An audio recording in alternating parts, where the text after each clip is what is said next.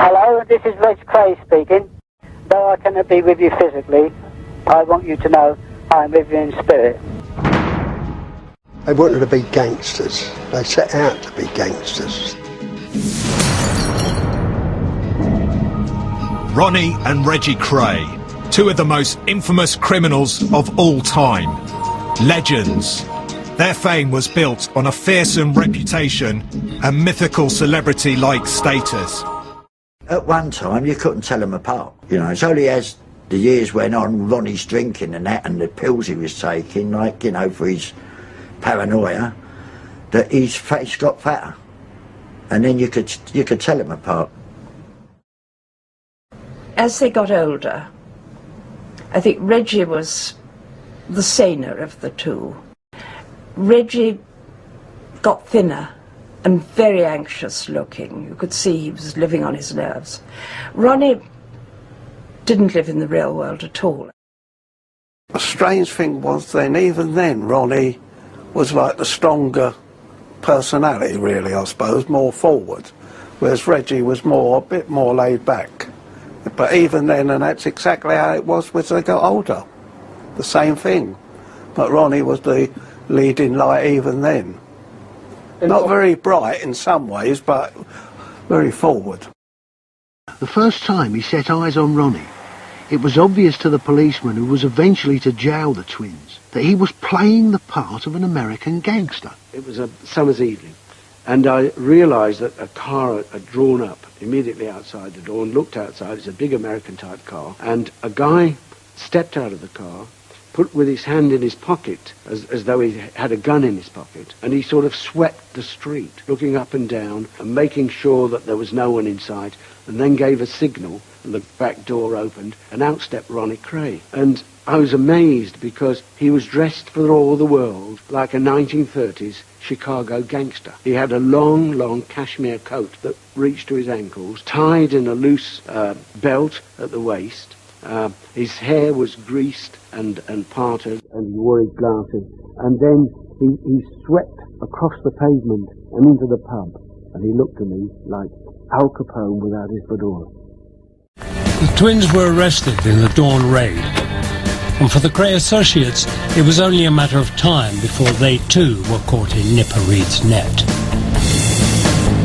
I was surrounded by police officers in unmarked police cars. Must have been about 15 of them.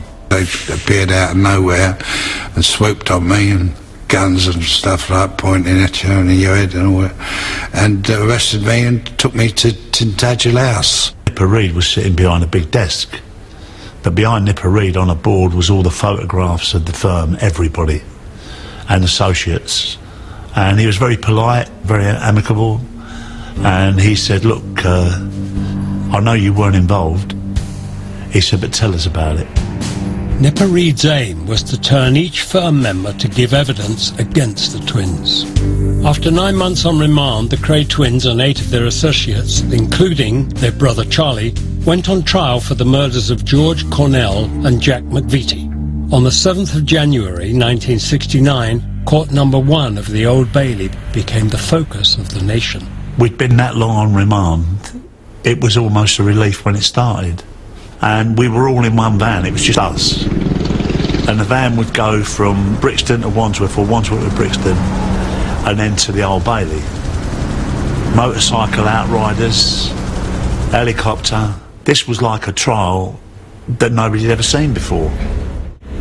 They had wide interests in the theatre and in entertainment, and they're well known for their fundraising work for charity.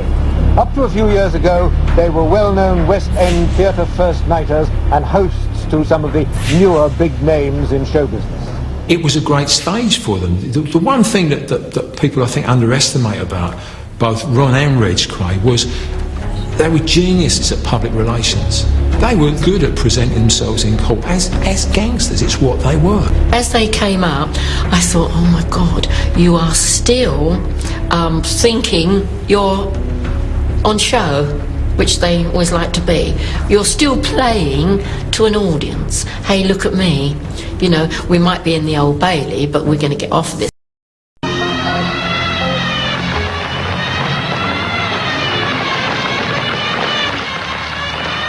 March 1969, Ron and Reg Kray were found guilty of murder at the Old Bailey. Mr. Justice Melford Stevenson, sentencing them to life imprisonment, told them, "I'm not going to waste words on you. In my view, society has earned a rest from your activities, and I recommend that you be held for at least 30 years.